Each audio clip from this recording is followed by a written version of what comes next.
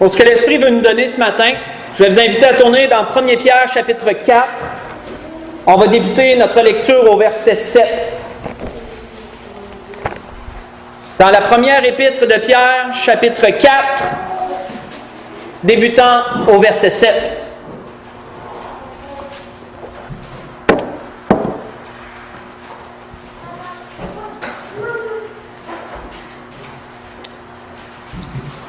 Ce que l'Esprit veut nous donner ce matin, frères et sœurs, est d'autant plus important que dans les temps où nous sommes rendus.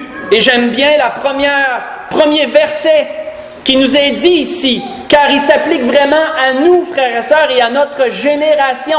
Où il est dit, l'apôtre Pierre dit, la fin de toute chose est proche. Ça commence très bien pour nous, parce que nous sommes rendus dans les temps où la fin de toute chose est proche, où la fin de cette réalité ici va prendre fin et la nouvelle réalité en Jésus-Christ va prendre effet bientôt, frères et sœurs.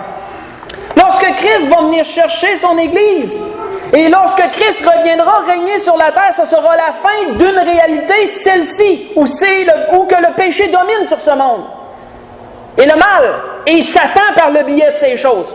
Et une nouvelle réalité va s'établir, celle où Christ va dominer ici, avec son Église, avec ses anges, et où le péché n'aura plus la force qu'il a présentement, et où Satan sera enchaîné pour 1000 ans. Ce sera une nouvelle réalité. Donc Pierre faisait bien de dire, la fin de toute chose est proche, et pour nous encore ce matin, c'est comme ça. Continuons. Soyez donc sages et sobres pour vaguer à la prière. Avant tout, ayez les uns pour les autres une ardente charité, car l'amour couvre une multitude de péchés. On sait que grâce à l'amour, beaucoup de choses peuvent être surmontées, beaucoup d'injustices, beaucoup de mal, beaucoup de choses peuvent être surmontées par l'amour. Exercez l'hospitalité, les uns envers les autres, sans murmure, comme de bons dispensateurs des diverses grâces de Dieu, que chacun de vous mette au service des autres le don qu'il a reçu. Si quelqu'un parle, que ce soit comme annonçant les oracles de Dieu. Si quelqu'un remplit un ministère, qu'il le remplisse selon la force que Dieu communique, afin qu'en toute chose, Dieu soit glorifié par Jésus-Christ, à qui appartiennent la gloire, la puissance et au siècle des siècles. Amen. Nous voyons ici, frères et sœurs, que Pierre nous met devant la réalité, par l'Esprit ce matin. La fin de toute chose est proche. Et nous voyons que Pierre y va en suivant. Dans la suite, Pierre nous donne diverses recommandations. Diverses recommandations, il nous parle de sobriété. Être sobre. Nous savons que Pierre ne parle pas nécessairement de boisson. Parce que s'il y a un mot que vous devez retenir avec le mot sobre qui est répandu beaucoup dans le Nouveau Testament, c'est le mot modération. Sobriété veut dire modération dans les choses. Donc, sobriété s'applique aux boissons alcoolisées, mais sobriété peut s'appliquer absolument à toutes les choses de ce monde. Sobriété dans les biens matériels, sobriété dans les plaisirs de ce monde. Voyez-vous, sobriété peut aller dans tout. Nous devons être sobres en toutes choses, modérés en toutes choses. Nous voyons que l'apôtre Pierre donne les recommandations, comment nous devons agir les uns envers les autres. Amour fraternel, hospitalité, d'être capable de se recevoir les uns les autres chez nous, de pouvoir s'inviter mutuellement, être capable de se recevoir. Il nous est parlé aussi de servitude, comment nous devons être là les uns pour les autres. On revient souvent là-dessus. L'apôtre Pierre donnait la recommandation, comment parler. Quand il a dit, si quelqu'un parle, que ce soit comme annonçant les oracles de Dieu. Arrêtons-nous là-dessus.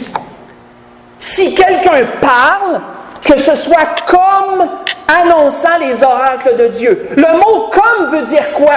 Le mot « comme » veut dire de la même manière que si quelqu'un doit parler à son prochain, qu'il parle de la même façon que la parole de Dieu parle, que ce soit de la même manière qu'annonçant les oracles de Dieu. Avoir un langage rempli d'amour, langage respectueux, etc., etc., tout ce dont il est question dans la parole de Dieu, que notre langage soit de la même façon. Si quelqu'un parle, que ce soit comme annonçant les oracles de Dieu. Il nous est parlé pour ceux qui exercent un ministère, qu'ils l'exercent avec la force que Dieu communique. De ne pas chercher notre propre force, notre propre sagesse, notre propre intelligence. Mais ceux qui ont un ministère exercé doivent aller puiser auprès de Dieu toutes ces choses afin que tout soit selon Dieu. Parce qu'à la fin de toutes les recommandations, qu'est-ce que Pierre dit en finissant? Il dit, afin, autrement dit, que toutes ces choses-là ont un but, ils ont une raison, afin que, en toutes choses, Dieu soit glorifié. Le but de tout cela est que Dieu soit élevé, que Dieu soit glorifié, que les intérêts de Dieu soient en premier et les nôtres en dernier. C'est le but de toutes les recommandations que Pierre avait données dans les versets précédents, parce que la fin de toute chose est proche. Maintenant, comment pouvons-nous accomplir cela? Que devons-nous comprendre pour bien capter ce que l'Esprit veut nous donner ce matin? Tournons dans Matthieu chapitre 23. Continuons. Retournons au temps de la vie de notre Seigneur et regardons ce que le Seigneur constatait de son époque. Qu'est-ce qu'il voyait, le Seigneur? Chez ceux qui avaient la connaissance, chez ceux qui avaient l'enseignement. Nous retournons à cet endroit à certaines occasions parce que cet endroit-là, il est puissant. Ce que le Seigneur dit, ça parle fort. Nous voyons dans Matthieu chapitre 23, on va lire quelques versets, on va commencer à partir du verset 14, où le Seigneur disait aux scribes et aux pharisiens, « Malheur à vous, scribes et pharisiens hypocrites, parce que vous dévorez les maisons des veuves et que vous faites pour l'apparence de longues prières. À cause de cela, vous serez jugés plus sévèrement. Malheur à vous, scribes et pharisiens hypocrites, parce que vous courez la mer et la terre pour en faire un prosélyte, qui veut dire un disciple, quelqu'un, un apprenant, là, quelqu'un qui va suivre les traces, qui va suivre l'enseignement qu'il a reçu, un prosélyte. Vous courez la mer et la terre pour faire un prosélyte. Et quand il l'est devenu, vous en faites un fils de la géhenne 2 fois plus que vous. Sautons au verset 23, où il dit, « Malheur à vous, scribes et pharisiens hypocrites, parce que vous payez la dîme de la menthe, de l'âneth et du cumin, et que vous laissez ce qui est le plus important dans la loi, la justice, la miséricorde et la fidélité. C'est là ce qu'il fallait pratiquer, sans négliger les autres choses. Conducteurs aveugles, disait le Seigneur, qui éliminaient le moucheron et qui avalaient le chameau. Je l'ai déjà expliqué ça. Qui vous attardez sur les détails insignifiants, mais qui négligez les choses les plus évidentes. C'est ce que ça veut dire, couler le moucheron et avaler le chameau. S'attarder sur les petites affaires insignifiantes, mais ce qui est évident, qui devrait être mis en pratique, vous le négligez, vous avalez le chameau. Parce que, à ce temps-là, les pharisiens étaient tellement scrupuleux de ce qui entrait dans leur bouche, de ce qu'ils ingurgitaient, autant en nourriture qu'en liquide, qu'ils filtraient leur boisson lorsqu'elle restait trop longtemps pour pas qu'il y ait une seule mouche dedans, pour pas qu'ils avalent une seule mouche, parce qu'ils auraient pensé qu'ils étaient impurs s'ils auraient avalé une mouche. Donc, ils coulaient leur boisson à toutes les fois qu'elle traînait un peu trop longtemps. Qu'ils coulaient le moucheron pour en enlever les moucherons, qui auraient peut-être tombé dedans par inadvertance. Il dit, vous coulez le moucheron, mais vous avalez le chameau. Ce que je viens de vous dire, vous attardez aux détails insignifiants, mais négligez ce qui est évident. Il dit par la suite, malheur à vous, pharisiens aveugles. Malheur à vous, scribes et pharisiens hypocrites, verset 26. Pharisiens aveugles, nettoient premièrement l'intérieur de la coupe et du plat, afin que l'extérieur aussi devienne net. Malheur à vous, scribes et pharisiens hypocrites, parce que vous ressemblez à des sépulcres blanchis, qui paraissent beaux au dehors, et qui en dedans sont pleins d'ossements, de mort et de toute espèce d'impureté. Vous de même au dehors, vous paraissez juste aux hommes, mais au dedans, vous êtes pleins d'hypocrisie et d'iniquité. On va arrêter là. Quand nous considérons, frères et sœurs, les dures critiques que le Seigneur donnait aux pharisiens et aux scribes, qu'est-ce qu'on constate? On constate des œuvres. Premièrement, on constate des œuvres. Si les pharisiens et les scribes, ils enlevaient à la veuve son bien, c'est parce qu'elle devait une dette. Elle devait quelque chose. Et eux, ils prenaient, ils faisaient payer la dette de force. On voit que s'ils faisaient des prosélytes, ils faisaient des disciples.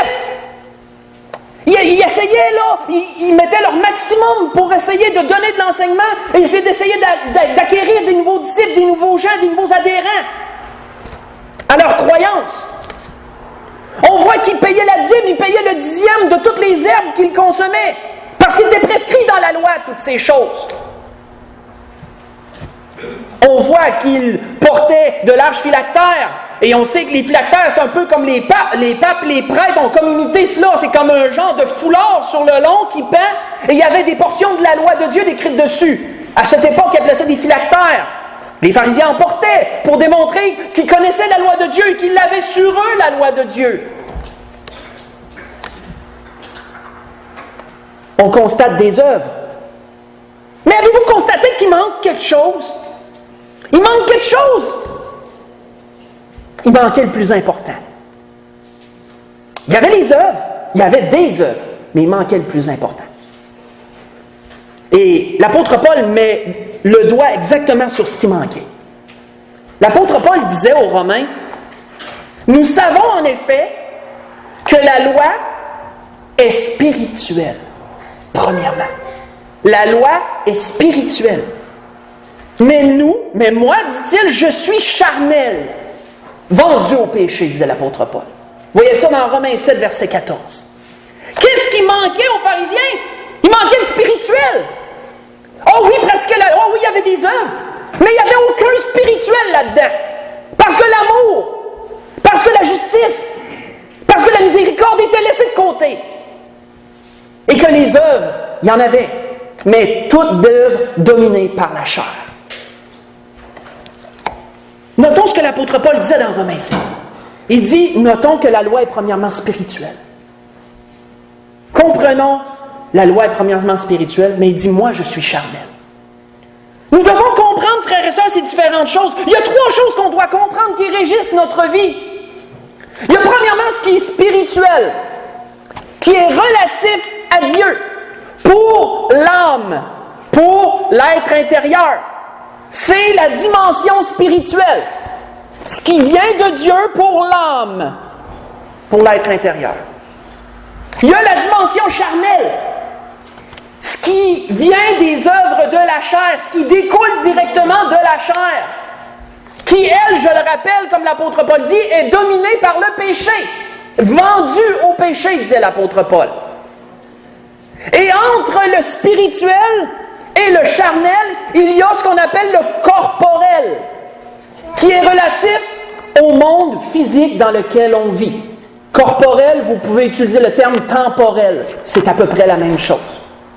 Nous vivons dans un monde corporel, dans une nature charnelle, mais avons reçu de Dieu le spirituel.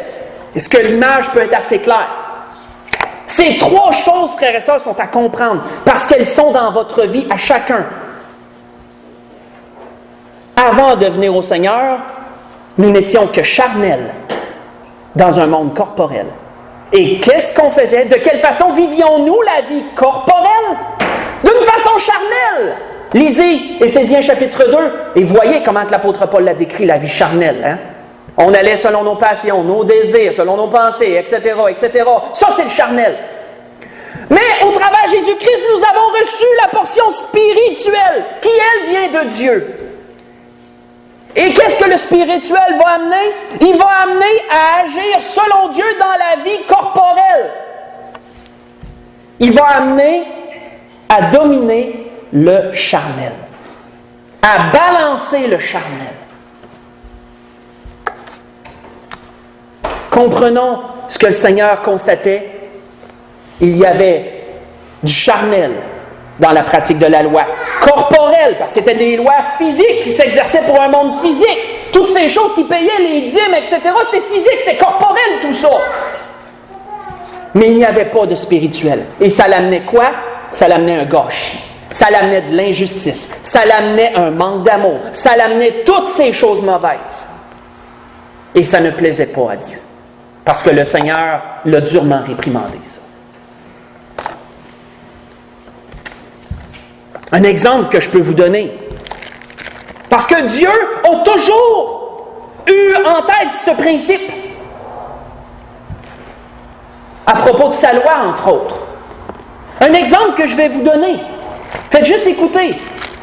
Où Dieu réprimande son peuple à propos du jeûne, qui est une ordonnance corporelle, qui faisait partie de la loi, entre autres. Et voici ce que Dieu disait à propos du jeûne, par la bouche de son prophète. Il a dit, voici vous jeûnez. Autrement dit, vous vous abstenez de nourriture, vous privez votre corps de nourriture, vous mortifiez votre corps, vous le traitez durement, là. Vous jeûnez. Vous vous livrez, voici le jour où vous jeûnez, vous vous livrez à vos penchants. Et vous traitez durement vos mercenaires, qui veut dire ceux que vous engagez à prix d'argent pour travailler pour vous. Ce sont des mercenaires. Voici vous jeûnez pour disputer et vous quereller. Vous frappez méchamment du poing. Vous ne jeûnez pas comme le veut ce jour, pour que votre voix soit entendue en haut. Mais pourtant, frères et sœurs, ils privaient leur corps de nourriture. Ils accomplissaient la loi, entre guillemets. Ils jeûnaient, parce que c'était demandé de jeûner. Puis le Seigneur disait non. Et ce que vous faites, je ne l'approuve pas. Qu'est-ce que le Seigneur disait? Souvenez-vous, charnel. Le spirituel, qu'est-ce qu'il fait? Voici le vrai jeûne. Est-ce là le jeûne auquel je prends plaisir, disait l'Éternel. Un jour où l'homme humilie son âme, courber la tête comme un jonc, se coucher sur le sac et la cendre. Est-ce là que tu appelles un jeûne? Un jour agréable à l'Éternel? Voici le jeûne auquel je prends plaisir, dit l'Éternel. Détache les chaînes de la méchanceté. Voyez-vous, là, on tombe dans le domaine spirituel. Détache les chaînes de la méchanceté. Dénoue les liens de la servitude. Renvoie libres les opprimés. Romps toute espèce de joug. Partage ton pain avec celui qui a faim. Et fais entrer dans ta maison les malheureux sans asile. Si tu vois un homme nu, couvre-le. Et ne te détourne pas de ton semblable. Voici le jeûne que Dieu approuvait. Au travers du jeûne physique. Ne fais pas seulement t'abstenir de nourriture. Pratique toute espèce de bien pendant que tu fais ça, et ce sera le jeûne que je vais approuver, dit Dieu. Comprenons-nous ce que Dieu disait ici.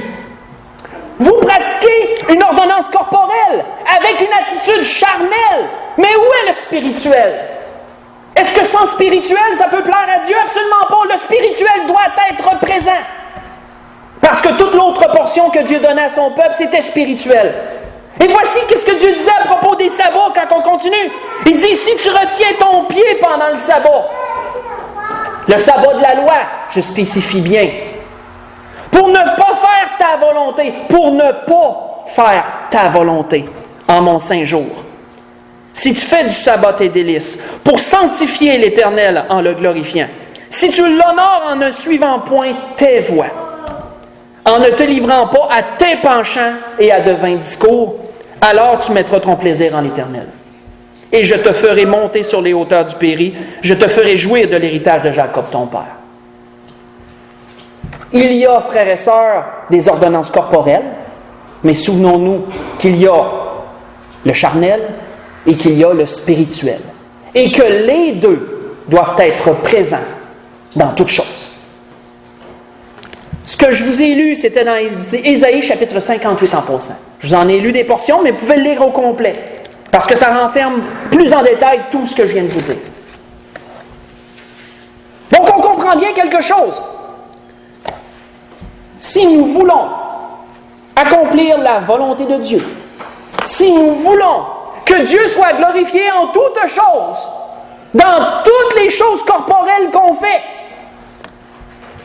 le spirituel doit être présent, comme le charnel est toujours présent.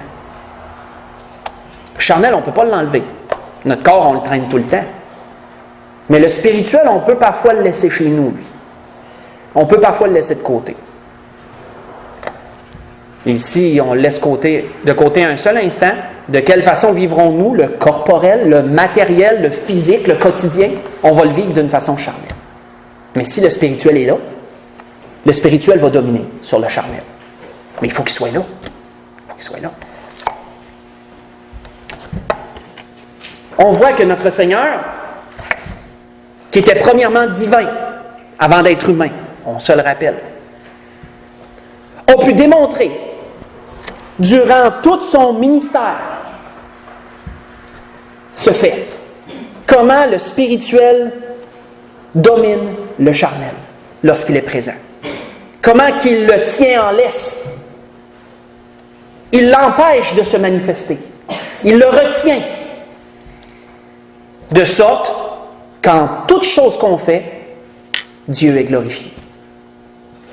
Parce que spirituellement, c'est toujours vers Dieu que ça va aller en premier. Charnellement, c'est toujours vers nous que ça va aller en premier. Le Seigneur pouvait dire avec exactitude qu'il faisait toujours la volonté de son Père. Pourquoi? Parce que la chair du Seigneur n'avait pas de pouvoir sur lui. Spirituel dominait totalement. Il était toujours capable de passer Dieu en premier. C'était parfait, le Seigneur. On sait qu'on n'arrivera pas à cette perfection-là, parfaite dans cette vie-ci. Mais il nous est appelé à tendre vers la perfection. Ça, il nous est appelé à ça, par exemple. C'est pourquoi l'apôtre Paul, dans cette ligne de pensée que l'Esprit nous a développée jusqu'à présent, disait aux Colossiens, « Quoi que vous fassiez en parole ou en œuvre, faites tout au nom du Seigneur Jésus, en rendant par lui des actions de grâce à Dieu le Père. » Vous voyez ça dans Colossiens 3, verset 17. Que dans toutes vos paroles de chaque jour, que dans toutes vos œuvres quotidiennes, que le spirituel soit là, non seulement le charnel dans tout ce que vous faites, corporel. Ainsi, vous serez capable de rendre gloire à Dieu, d'élever son nom au travers de votre quotidien. Mais si vous laissez le spirituel de côté, si vous ne l'entretenez pas et que le charnel domine, c'est un gâchis. Ça va aller vers Dieu, vers vous et non vers Dieu. On voit que grâce à Jésus, grâce à lui, grâce à son sacrifice à la croix, grâce à sa résurrection d'entre les morts, grâce au salut, en lui, on a accès à ce spirituel-là. C'est grâce à Jésus qu'on y a accès. On voit que l'apôtre Pierre disait, juste vite de même, il nous disait d'aller chercher le lait spirituel et pur afin de croire pour le salut. 1 Pierre 2, verset 2. Parce que le lait spirituel et pur, c'est quoi? C'est ce qui vient de Dieu. C'est la parole, c'est l'enseignement, c'est ce qui vient de Dieu. L'apôtre Paul disait de croître en sagesse et en intelligence spirituelle. Colossiens 1, verset 9. Pourquoi? Parce que ça vient de Dieu. L'intelligence spirituelle, la sagesse spirituelle vient de Dieu. Et notez, il dit bien sagesse, intelligence spirituelle. Parce qu'il y a une sagesse et une intelligence charnelle, vous en conviendrez. Beaucoup de sages en ce monde, mais des sages spirituels, il faut être en Jésus-Christ pour arriver à cet état-là. Sinon, c'est le charnel seulement. L'apôtre Paul disait aux Corinthiens, aspirez aux dons spirituels. 1 Corinthiens 14, verset 1. Aux dons qui viennent de Dieu, qui viennent de son esprit. Le spirituel doit donc se retrouver en toutes choses, frères et sœurs. Tout le temps. Tout le temps. À tous les jours, le spirituel doit être présent pour équilibrer le charnel de notre vie, pour équilibrer notre chair, notre état. Parce que nous sommes dans un monde corporel, temporel. Et on ne peut pas échapper à ça. On ne peut pas opérer un divorce entre les deux et les laisser chacun de leur bord. On n'est pas capable d'être que spirituel. Parce qu'on vit toujours dans notre corps. Lorsque notre corps va être glorifié et que le péché n'aura plus de pouvoir sur la chair, là nous serons totalement spirituels. On ne peut pas être que charnel. Parce qu'on l'a vu que ça faisait être que charnel. Pas bon. Dieu n'en retire rien de ça. La vie chrétienne consiste à ce que les deux soient présents dans notre dimension corporelle, dans notre vie corporelle de tous les jours. Continuons. Allons dans 1 Corinthiens 10. Continuons cela. 1 Corinthiens chapitre 10. À partir du verset 23, voyons ce que l'apôtre Paul disait aux Corinthiens.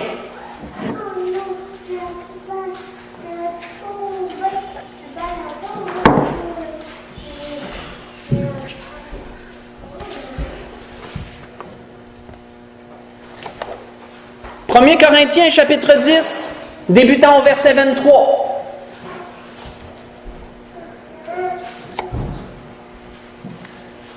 L'apôtre Paul disait, « Tout est permis, mais tout n'est pas utile.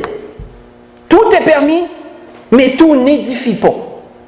Que personne ne cherche son propre intérêt, mais que chacun cherche celui d'autrui. » On s'entend qu'il faut que le spirituel soit présent pour faire ça.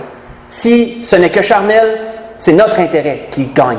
Il n'y a pas l'intérêt pour autrui qui gagne, si c'est que charnel. Si le spirituel est présent, la dimension spirituelle va nous attirer à faire ce que Dieu veut. Aller vers l'autre bord, chercher le besoin d'autrui, chercher le bien d'autrui aussi. Mangez de tout ce qui se vend au marché, sans vous enquérir de rien par motif de conscience, car la terre et tout ce qu'elle enferme est au Seigneur. Si un non-croyant vous invite et que vous alliez manger, que vous vouliez aller, mangez de tout ce qu'on vous présentera, sans vous enquérir de rien par motif de conscience. Parce que là, l'apôtre Paul réglait un conflit, il réglait un peu une pensée, là. Quand on lit précédemment, on ne le lira pas. Mais il y avait les viandes sacrifiées aux idoles aussi. Hein. Dans ce temps-là, c'était beaucoup plus flagrant qu'aujourd'hui.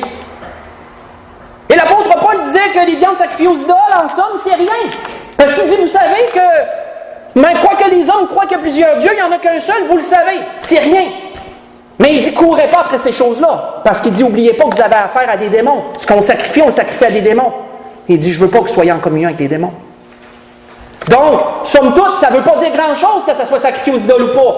Mais n'allez pas consciemment courir après ça. Parce que ce n'est pas voué au bon, c'est voué au mal. Mais là, l'apôtre Paul disait que si tu vas chez un païen, puis qu'il t'offre quelque chose à manger, puis que ça a été sacrifié à une idole, qu'est-ce qu'il dit? Borde pas avec ça. Mange-le.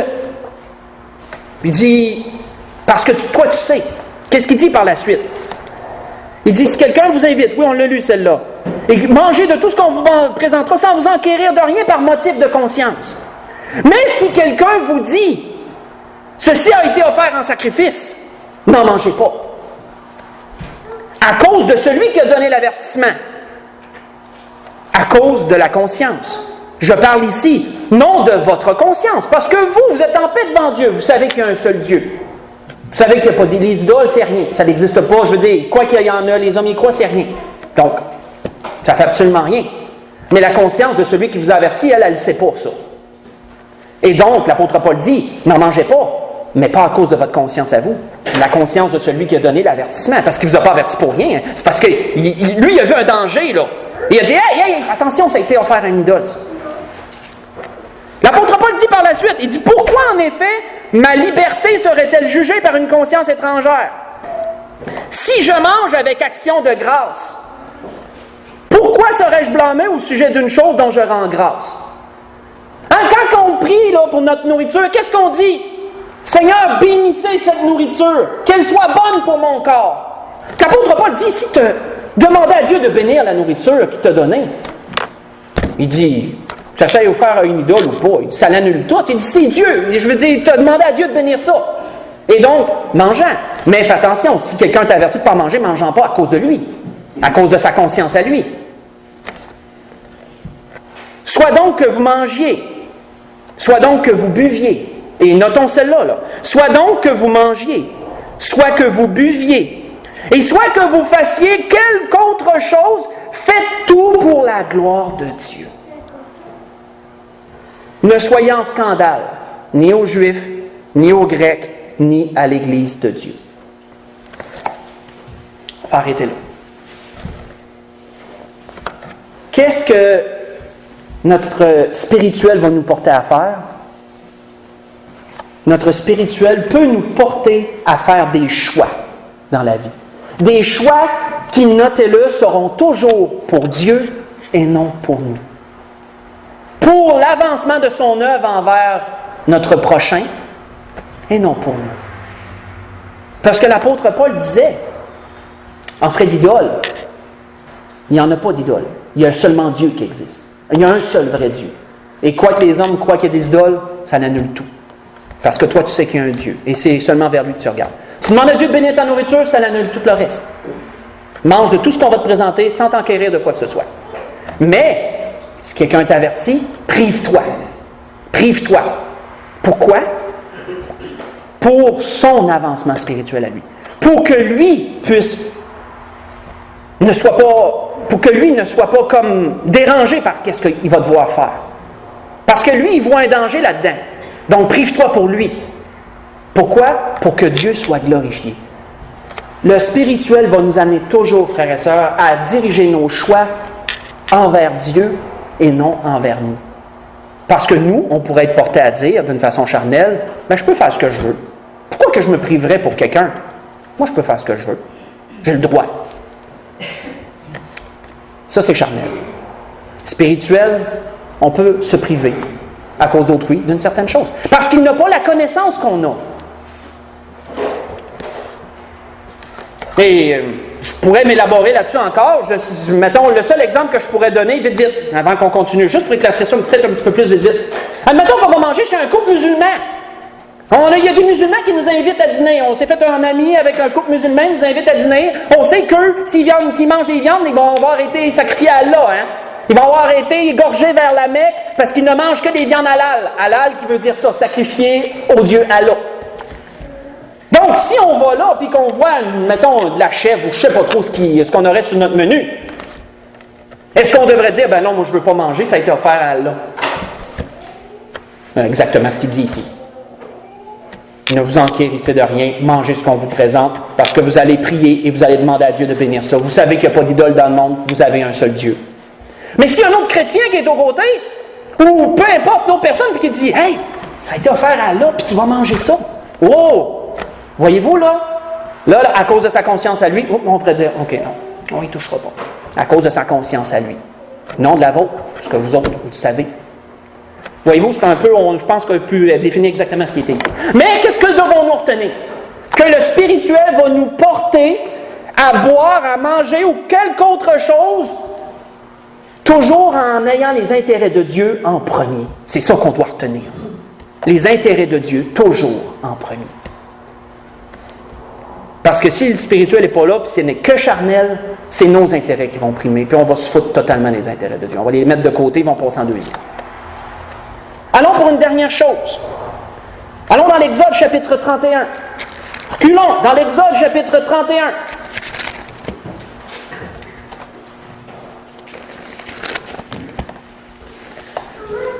Parce que comme je le disais tantôt, c'est un principe, frères et sœurs, que Dieu a établi, que Dieu approuve de longue date ça, que Dieu cultive de longue date ce qu'on dit ce matin. Même dans l'Ancien Testament, cette mentalité était là.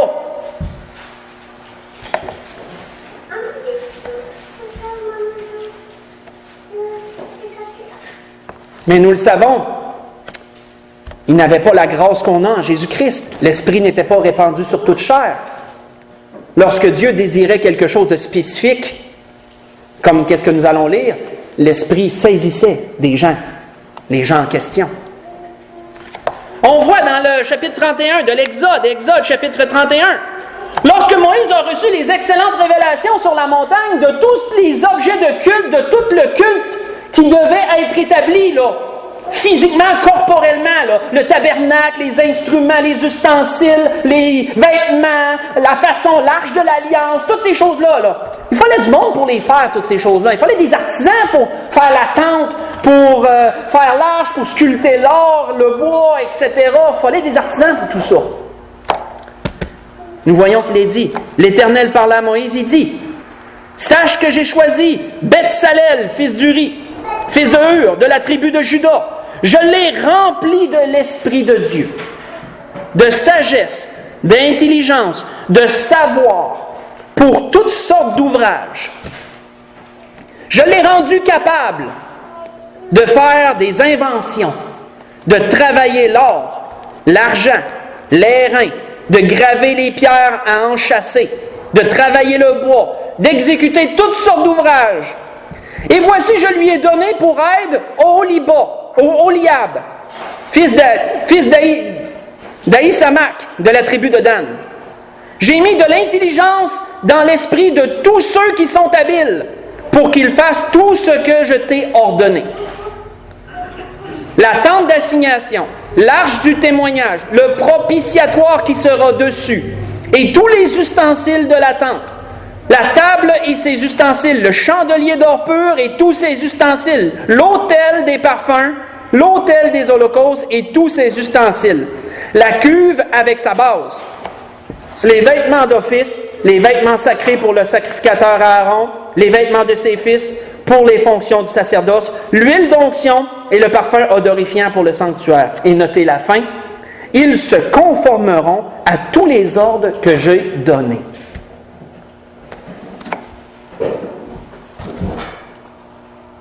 Pourquoi, frères et sœurs, Dieu a mis du spirituel dans ces hommes, dans toutes les œuvres corporelles qu'ils allaient faire? Non seulement pour qu'ils aient du talent, non seulement pour qu'ils aient de la connaissance dans les choses qu'ils allaient faire, mais premièrement, pour que la volonté de Dieu au travers chacune de ces choses-là soit faite.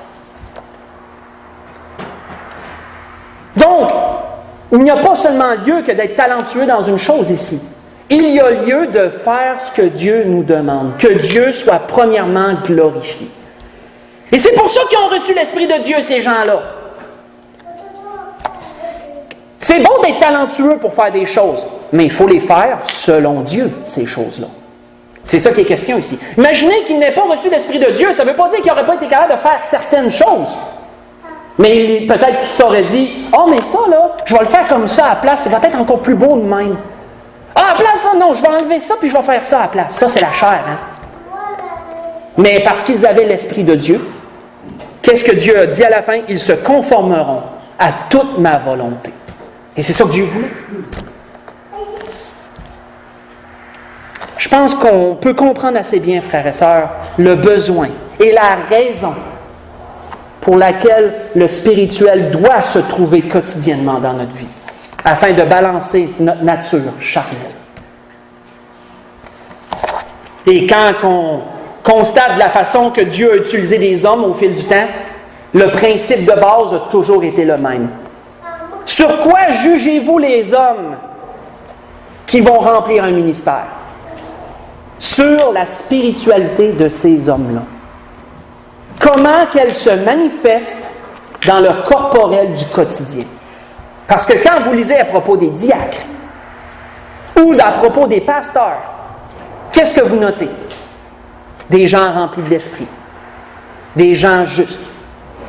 Qu'il n'y a rien, comment je pourrais dire, je n'ai pas les mots exacts là, je n'ai pas été tourné dans ces versets-là pour le voir, mais vous notez qu'ils dirigent bien la famille, mari d'une seule femme, etc. Et tout ce que vous notez démontre une spiritualité qui domine dans leur vie corporelle. Et c'est sur ça que vous vous basez. Pour dire, on demande, on prend telle personne, mettons, pour diacre parce que l'Église en a besoin, ou quelqu'un fait connaître son appel pour l'Évangile, bien vous allez analyser ça d'après 1 Timothée 3 et d'après Tite, chapitre 2 ou chapitre 1 dans les premiers versets. Vous allez noter, OK, y a-t-il des qualificatifs, mais sur quoi vous basez-vous? Le spirituel que vous voyez. C'est ça que vous basez. Parce que ce sont des hommes qui sont capables, qui ont démontré une aptitude spirituelle qui domine sur le charnel. C'est sur ça que vous basez. Dieu a toujours voulu ça comme ça. Parce que ceux qui ont une attitude spirituelle qui va dominer vont être portés à faire la volonté de Dieu, homme ou femme, dans ce sens. Premièrement, ça va être ce que Dieu veut, avant ce que la chair veut. Parce que le spirituel nous amène à ça. Tandis que le charnel nous amène à nous. C'était ce que Dieu voulait nous dire ce matin, dans toutes ces choses qu'on a vues, ou qu'on a bien définies. Dieu a bien défini toutes choses, je crois. Pour conclure, tournons dans Hébreux chapitre 13, pour conclure. Dans le livre d'Hébreux, aux Hébreux chapitre 13,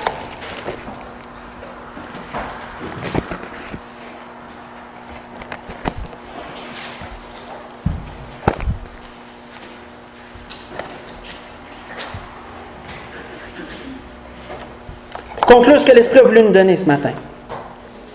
On voit qu'il est dit, nous lirons la conclusion de ce livre, versets 20 et verset 21. Qu'est-ce que l'auteur souhaitait à tous ses lecteurs?